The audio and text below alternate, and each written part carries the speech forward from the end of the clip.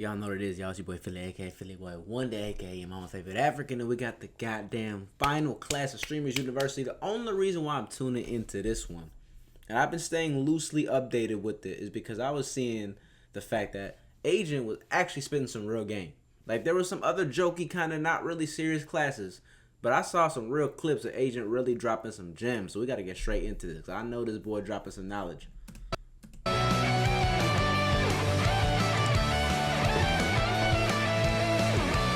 Cause I was surprised. I was like, bro, I know his class was called Pocket Watching, but he was dropping gems on how to make money, acquiring brand deals, all these different things. Time for class, man. What up, class? Ray, get off the board.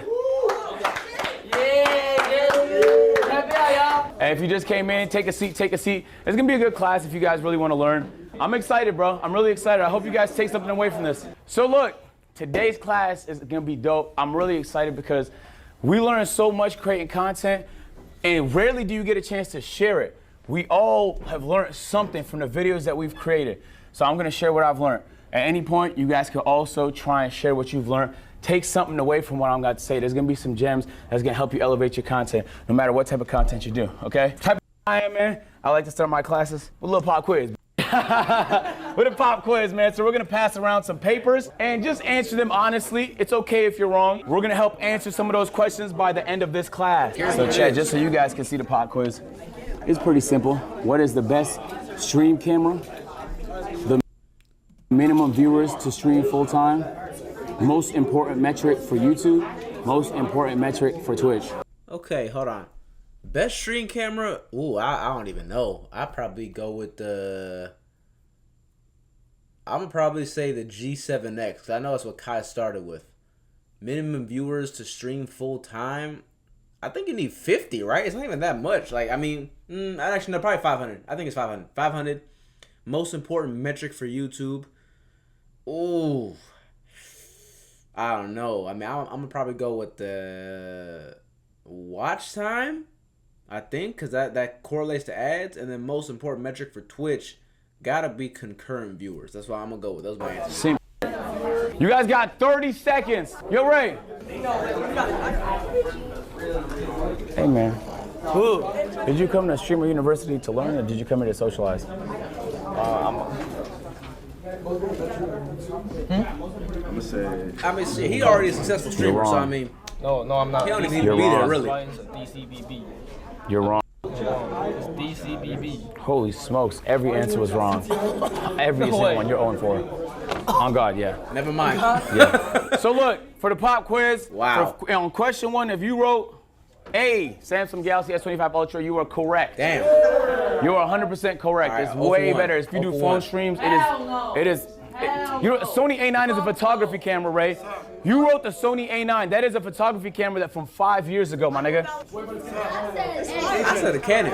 It's a $6,000 photography camera.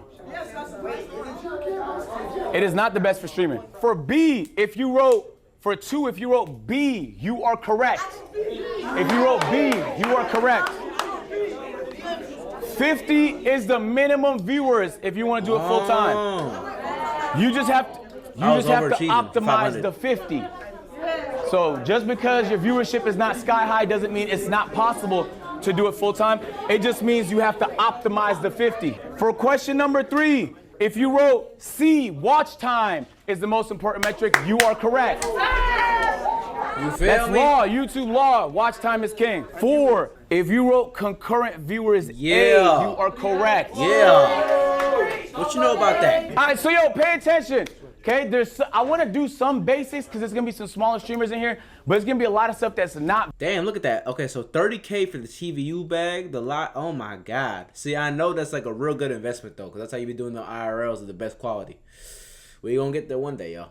Basic. If you guys have questions, feel free to ask. I'll call you when I have a chance. Depending on your budget, okay? I want to say you can stream with anything. You can do a desktop stream with a fucking laptop webcam. On God, it doesn't matter, bro.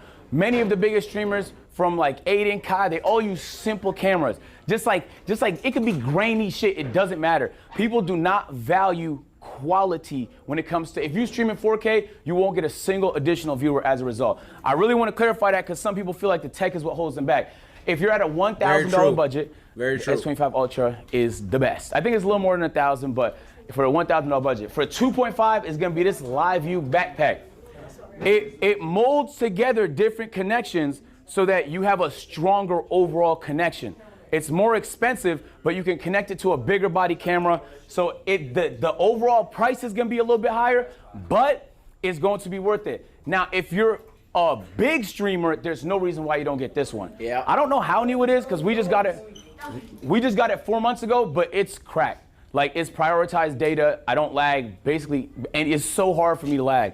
It's very hard, especially if you do a lot of IRLs. If you do desktop and gaming, obviously this stuff isn't required. This is a real game, y'all. I'm telling you, bro. This is a real game. I had a couple large streamers ask didn't me even know yesterday whether 30,000 was a worthwhile purchase. It's your job, right? So, like, we spend money on dumber things. Ray, for example, bought a Supra for $50,000. You get what I'm saying? So if you could buy a Supra for $50,000, you could buy this bag for $30,000. Feel me? I got an apartment for absolutely no reason, just to see if I'd like it.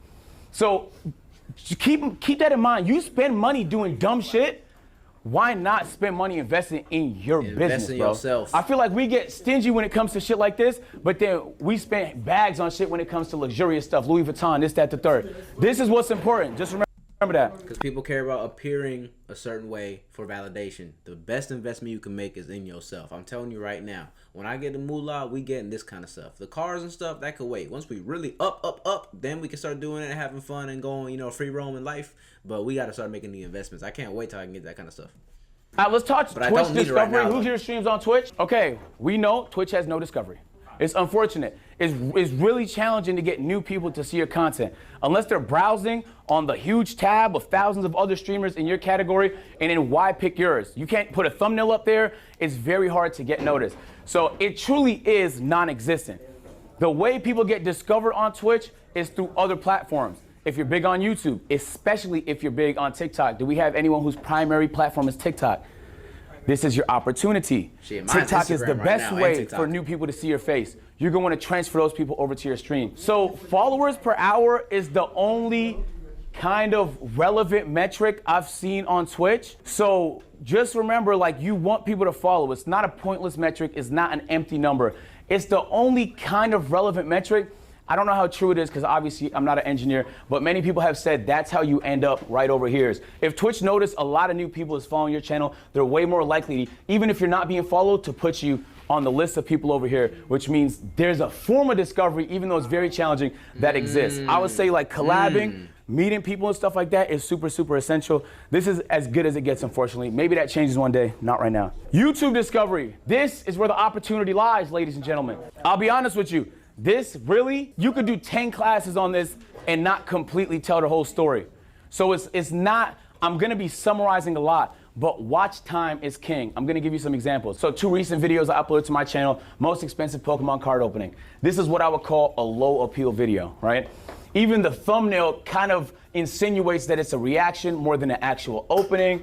Like, people are getting a quick snapshot. You're one of 50 videos on a page. You're competing for everybody's attention. They could only click one video. This one didn't perform all that well. It did 57,000 views. This one, on the other hand, my reactions tend to do really well. Part of YouTube is understanding your audience. Something that does well for me might not do well for Ash. It might do differently for the next person. So you have to understand what your audience likes. If you're not going back to see what performed well, you actually don't care about growing. I'm being honest. If you don't go in your analytics every few days to see how your video's been performing, any adjustments you need to make, you don't care about growing, you just want to grow. What's that? That is a bar. And that's true, because I be on my YouTube analytics like crazy, bro. I mean, I probably should be doing it more, but I do it weekly, right? And I can see the moments where I'm like, okay, these videos are doing significantly better. Like, it's weird. Like, I'll post 2 videos in one day, or I'll do 1 video on a Monday and 1 video on a Tuesday. And 24 hours after the release, 1 video will be at 900 views. Like, my recent Shark Tank video is like at 900 views in 2 days, which is really, really good for my channel and its pace. But then the video I dropped before that, I think it was the Shannon Sharp video, has like 20 views in almost the same amount of time. So it's like really just about the thumbnails, algorithm, and just making that discovery worth it. It's like you gotta make people want to click, and that's something I'm starting to learn as I do this more and more. Is like, what is the thing that's going to prompt these people to click? Random strangers, like even the people that are watching this video right now, as I'm recording this, you are a random person who probably doesn't know who I am, but you saw the thumbnail and click because you're like, this looks interesting, right? So working on that, developing that, and making it key every single time. That's what I'm working on. That. He dropping some game. Managers, like, It could work. What did he say? Want to grow. What's that? how you feel about like channel managers? Like, It could work. It could work, especially if they have experience. But some channel managers are managing 8 channels. Then it's like a priority issue. And also, you just have to make sure they have experience. I think understanding appeal is super important. This is gonna sound a little harsh, but I want you to take this in a positive way. People don't really care. Even the way you consume content, people don't really care. Getting people to care is challenging. Getting people to care about you is challenging. Getting people to care about your idea is challenging. You have to create appeal. Streamer University has been getting marketed for like 5 months. He's been talking about this for 5 months. He's been giving us updates for 5 months. He's been hyping it up for 5 months. So when Streamer University happens, extreme appeal. The actual execution of it increased the appeal even more, okay? In comparison to an idea that flops. Understanding your audience, putting yourself in the shoes of your audience is essential to getting a good idea of what's gonna work. It's easy to find a crossover between what you like and what your audience likes. So many times I see people, oh, I don't wanna do that. And what? Nigga, I was uploading my GM videos for 4 years. Do you think that's the only thing I wanted to do? But that's what my audience needed at the time. I was able to make a pivot, there's strategy to that, into more general genres until I got a chance to just be as variety as possible. All right, so I'm gonna show you guys some numbers just to give you an idea. This was my Pokemon pack opening. If you don't know, if you're not very familiar with these graphs, you don't care. And I don't mean that to be mean. I mean that to kind of be in your ass a little bit. You need to be very familiar with these graphs. You should see this and immediately know what it is. You should get that comfortable. After tonight, once you're done tomorrow, you should get in these graphs. YouTube is a good discovery tool. This audience retention is not good. Now, it's not good because it's 33% can mean anything, right? It depends on the length of the video. It depends on what channel it was uploaded to. It depends on the norms of that genre. There's a lot of variables. But for me and my channel, 33% is not good. Huge drop off. You can see like 30% of people left in the first 10 seconds of this. That means that the video is likely to perform bad because if people leave early, less watch time. Watch time is king. And then the other thumbnail you've seen, this was the reaction video. A lot lower lift. Keep in mind, the Pokemon video cost $1,000 to open the packs, right? This video was free. I was reacting to License being interviewed by Brandon Buckingham. This video is there's always gonna be some drops, but you see how it holds? So the audience retention, a lot stronger, 43%. Average view duration, 20 minutes on I think like 46-minute video. To me, really that's a good audience retention. That's really good. This was one of the higher performing reactions on my channel. Boy, my average audience retention is like 3 to 6 minutes. 10 to 15 is like really good for me. But like on average, it's about 3 to 6 minutes. And we working on inching it up every single time. But man, I just love how serious he's taking this. Because this like really feels like a genuine educational class. Like, bro, this is what I'm talking about. I love this. And this was uploaded 3 days ago. I think it already has like 300,000 views. I see another hand. What's that? If you make one type of content and you want to branch out and feed your community new content, what would you say is the best way to do that? We could talk about that. The strategy to that is super complicated. The best thing you can do if you want to do different type of content is to see what everyone else did. Let me give you an example. Back when I was making my GM content, if you guys know what my GM is, it's a game mode on NBA 2K. It's super niche. It's the one where you manage different teams and trade players and stuff, right? The only person that was able to pivot at that time out of that community and do park stuff, because the community for the park content, you know what park is? Yeah. That community was way bigger, was a streamer, a content creator named Lost and Unbound. I studied everything the nigga did. Every video to the T. I watched everything he did to learn how he went from my GM to park, and I did it. So I was able to do the same thing. So part of it is just studying. There's people that have done it before you. The likelihood that you're the first one to do it is very low. So you should be researching what other people around you are doing. So this was the watch time a few months ago on the channel when it wasn't performing all that well. Sorry, this is not the pocket watching class. We blocked the revenue. So the watch time is 3.3 million. When you see that number, the first question you should ask is, how do I get that number up? To get people to watch longer videos, that's one strategy. Can you think of another strategy? Scum? Correct. Do more, higher frequency. Part of strategy is also uploading more. This is a clip channel. The more I upload, the higher the watch time. the higher the watch time. So this is the number you really want to spend a lot of time focusing on. We made a lot of changes to the channel to optimize the content, and in a month's time, the watch time is looking like this. The average views per video is up significantly. The audience retention is up significantly. People are caring about the content a lot more. So I'm showing you to say 3.3 to 3.8 is not gonna blow nobody's socks off, but it was $20,000 more. Wait, You get what I mean? So like, don't think about it like, oh, it's a marginal improvement. It's a very, very big improvement. It's a very big improvement. If you can make those month over month, imagine where you'll be in a year. Wait, how did you systematically do that though? We uploaded more. We started doing recaps in the videos that were way higher appeal. So this is a whole different ballpark of trying to retain people's attention once they click on the video. We just made the videos way more interesting to watch for people that watch the content and for people that don't know me and just watching for the first time. We also focus more on converting subscribers for people that watch. We did that with the outro, and we did that with lower thirds, and we did that with better overall audience retention in the video. So that's a whole nother talk, but there's a lot of strategy that goes into that as well. Right now, when it comes to creating content, TikTok is king. spitting. The only reason people don't think He's this spitting. is because you can't make that much money off TikTok, which is true. But you don't need to make that much money off TikTok. You need people to learn who you are on TikTok. All right? You're gonna funnel those people to the platforms you can make money, YouTube and Twitch. The larger you can get on TikTok, the easier it's gonna be for you to tell your audience to go to other platforms. One content creator I want y'all to study is Jinxy. Jinxy posts on TikTok all the time, and he finds sneaky ways to mention his stream or tell people to go to his stream in the middle of his shit all the time. Somebody I actually haven't studied is Jinxy. I don't know too much about him. I know who he is. I know he does like a lot of video game content, but that's definitely someone I'm gonna look into for sure. Look for it. Like, don't see it as a viewer. See it I as know a he's content popping. creator trying to learn. He is one of the best strategists. I don't even know if he does it strategically. He might just be doing it because he enjoys it. But he'll do like funny motivational stuff on TikTok. He'll go play golf or funny shit on TikTok. He'll do content, and he'll mix in a reminder to go to where he wants them, his stream. I also mean TikTok is king because TikTok Live is now very, very powerful. If you say nigga, you will be blacklisted. If you don't say nigga, you should be streaming on TikTok the same time you stream on Twitch every single time. I'm being serious. To all my people that don't say nigga, put your hands up. Yes, if they say nigga, the TikTok is gonna see that as hate speech, and your account will get shadow banned. It'll get guaranteed. So the reason I didn't, just so you ask, you might be wondering why I didn't mention YouTube. If you deal in copyrighted stuff, you react to sports, you react to music, you play games that have music, and you can't turn it off, streaming on YouTube becomes a lot more challenging. If your content's simpler, if you're a gamer in here, and most of your content is gaming, can I see some hands? All right, y'all opportunity is on YouTube. I should mention that. Co-streaming on YouTube is big because YouTube has discovery for the live, and it has good monetization. There's a good video I'm gonna recommend y'all. Moist Critical uploaded showing the revenue difference between YouTube and Twitch. I've seen that You video. can stand to make a lot more on great YouTube video. if your content can fit what that platform wants. For me, it doesn't, so I don't know that much about it. I just want to say, from personal experience, I stream a lot on YouTube, I stream on Twitch, and I post on YouTube, but none of my Twitch streams become YouTube stuff, so I made a live channel like you're talking about. Yep. And it makes way more than my Twitch, like 5 times. Yeah.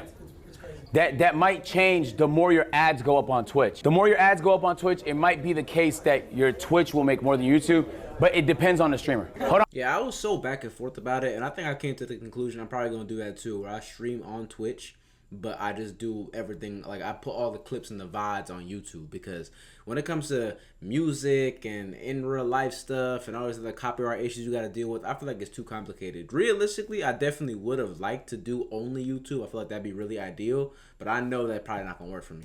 Hold on, let's make it through a little bit more of the class before we answer questions. Ideas. Okay? Yo, I mean this in the nicest way possible. If you're struggling with ideas, you're gonna have a very tough time being a content creator. You guys are all very creative. Just because, nigga, I spend 3 times a week brainstorming ideas for hours. I have my strategies. Personally, I like to go on drives and play the Brand Food playlist on Spotify. Sometimes I'll lay in my bed, do my Wim Hof breathing strategies, and just brainstorm.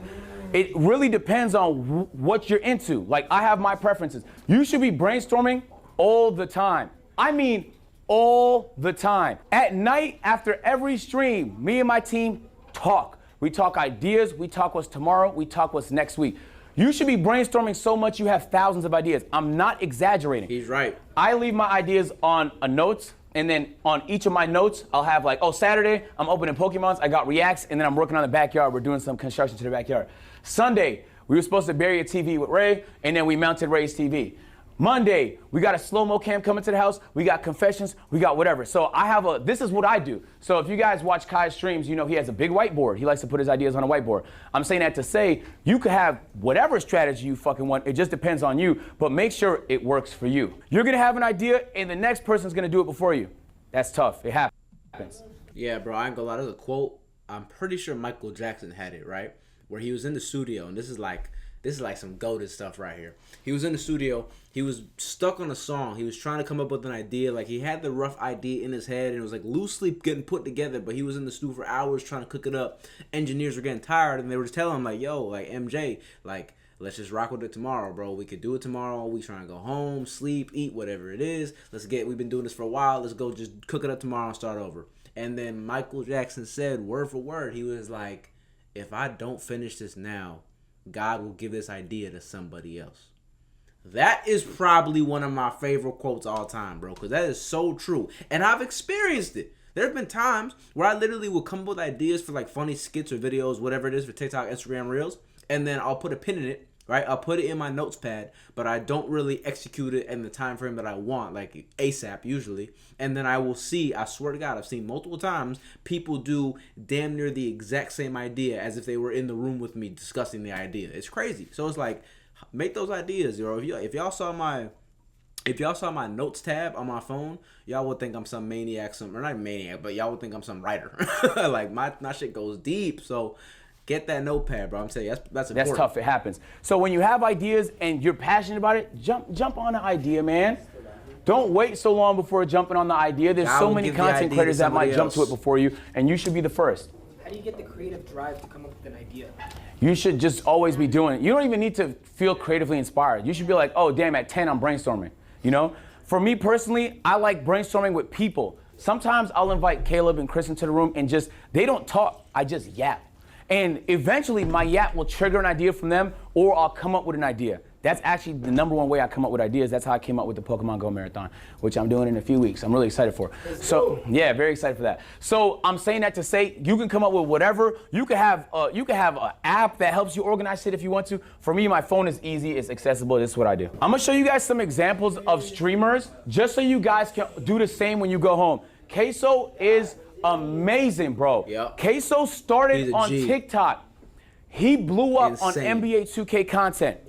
His personality was so vibrant, his character was so appealing that he was quickly able to transition that to streaming. He took that TikTok audience, as we were talking about, and he was able to transition it into streaming. And then he was able to take that streaming audience and transition that to the YouTube. He uploads every day, 600K, 800K, 600K. He's crushing it. If he's not making like $1 million a month, I don't know who the fuck is, bro. Yeah, bro. But you wouldn't think it though, because sometimes he's not in drama all the time. If you don't watch a lot of gaming content, if you're a gamer and you're not watching what Queso's doing, you're not trying. I mean that with the bottom of my heart. He is operating at such a high level and he does it so genuinely, bro. I watch his streams all the time, sometimes to learn, sometimes because he's hilarious. I also want to say something that's kind of important here. And it's something that a lot of people wouldn't consider a science, but it's his face card. Do you see the thumbnails? Yes. You could spot this nigga face from anywhere. You get what I'm saying? Yep. He puts his face on everything. It's so much easier for him. Maybe like his face is easily visible in every thumbnail. If you're on TikTok and you see his face, you know that's Queso. People seeing your face and that meaning something to them is very important. Yep.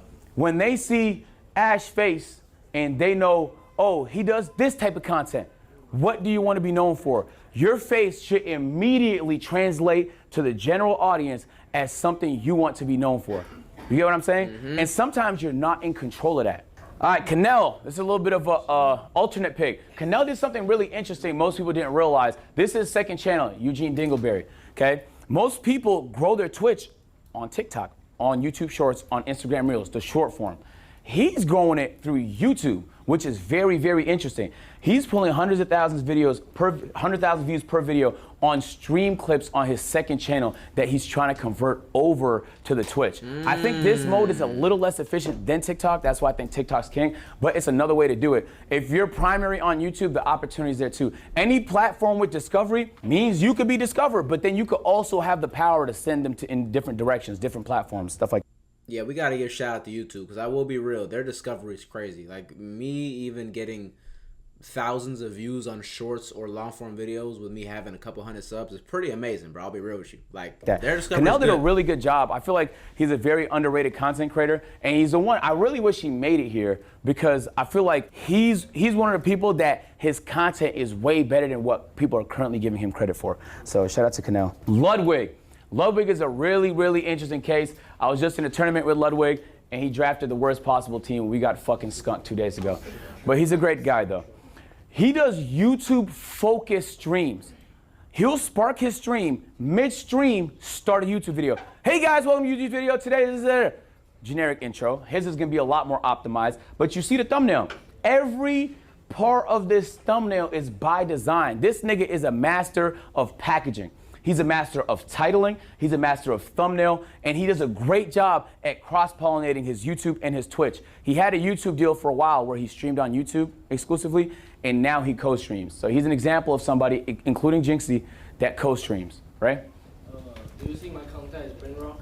Say it again? Do you see my content as brain rock? Is your content brain rot? Jesus. A little bit, yeah. It is. It is. Yeah. I really recommend you guys watch Ludwig because I think he's very intelligent. And he's a very good entertainer, bro. He understands the art of entertaining. He does a great job of putting together high appeal events that bring a lot of attention to him. And he challenges himself to a lot of marathons and interesting content. He has a very unique community, and it's hard to find communities like that. If you guys haven't already, please take a look at Ludwig's channel. He's one to study. He's one person you're gonna want to study. That's my biggest focus, y'all. Y'all know community. I'm still thinking of a name for you guys. I don't know what to call y'all yet. I'm gonna figure it out. Maybe I gotta put in ChatGPT and ask him for help. We'll figure out something though. Maybe Wonder World or I don't know, something. Viewers POV. Wonder something. This is important because as a content creator, sometimes you're so caught up in what you want and your passions that you sometimes lose sight of what people want. So just because you want to do something doesn't mean it's the right thing to do, right? If you guys play game shit, can we get some hands in the sky? You stream games at all? All right, what type of games do y'all stream? Scum? Horror games, sports, wagers, Yep. stuff like that. What type of games do you stream? Usually it's shooters. Shooters? Like, Overwatch, Marvel Rivals. Okay, so let's do an example here. If you switched it up and played League of Legends because you wanted to, that's your right as a streamer. But it's their right to not give a fuck. You get what I'm saying? So you could do it. Some people don't care. They'll do whatever they want. But in terms of good strategy, think about your audience. Like, they're like, damn, they watch because it's you, some of them. But it's like, nigga, I know I don't want to watch League of Legends. You know, even if it's my favorite person doing it. So just understand, put yourself in your viewers, your average viewer's POV. Well, I do have a question because I actually have been moving away from that after doing the same thing for like 2 years now. So I'm glad that you said that. What do you think is like the best way to like transition your old community into something new? Just to like. It depends on what the new thing is and how different it is from what you're currently doing. Okay. You know, like if you're a COD person, transitioning to GTA 6 when it comes out will be pretty easy. They're both really casual games that casual gamers play. But if you're a COD person transitioning to fucking NBA, actually 2K might not be too bad neither because a lot of 2K players play COD. FIFA, then you're gonna lose some people. So just understand where your audience is. Even for my agency, I love y'all niggas, but there's certain games y'all not gonna watch me play, bro. Friends, this is very important. My mom used to tell me this all the time and I took it for granted, and now it's honestly the most true thing I've ever heard. Yo, bro, if you're around a bunch of losers, you're gonna lose. I don't know how else to explain it. Dead ass. You're gonna leave here, you're gonna go back to whatever city you're from, and you're gonna be around people. If those people aren't on the same pursuit as you, they don't have to be streamers. I mean, like taking life serious. Like if they're not trying to try, bro, you will match that energy, I'm telling you. And operators, people that are winning, don't want to be around that. You are actively repelling away the energy that you're trying to attract. I mean that from the bottom of my heart. Back when I wasn't making any money off streaming YouTube, nothing, 7 years I did this, $0, bro.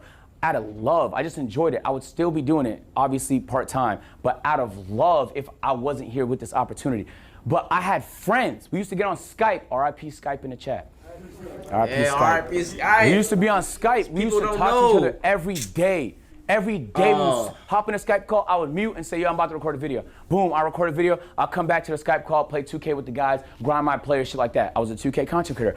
I was in my bag with people that was in their bag. You get what I'm saying? You could be around whoever you want to, bro, but you'll go in whatever direction they're going in. So make sure you want to go where they're going, bro. Okay, I want to do something special. I would argue it's one of the most important things. So some brands, I did a sponsorship in my pocket watching class with Weeble, and they loved it. But then other brands saw that, and they were like, bro, how can we get involved and help some small streamers? So can we put hands up if you've never done a brand deal before? I'm gonna have you guys stay after class because Droptics, Bays, and Moon Oral Beauty wanna be your first brand deal.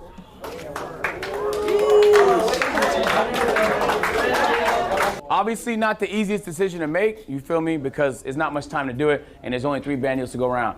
Shout out to these brands, man. Droptics, Bays, and Moon Oral Beauty. I'm not getting paid from this. They just seen people receiving help. There's been so much wholesome vibes, and I want to keep it going, bro. They're willing to offer $5,000 to 3 different streamers to do their first ever brand deal. Okay? So I mulled it over with the chat, and the decision was Esty, Coach, and Kai. Can you please come to the front of the class? Congrats. Congrats. Congrats.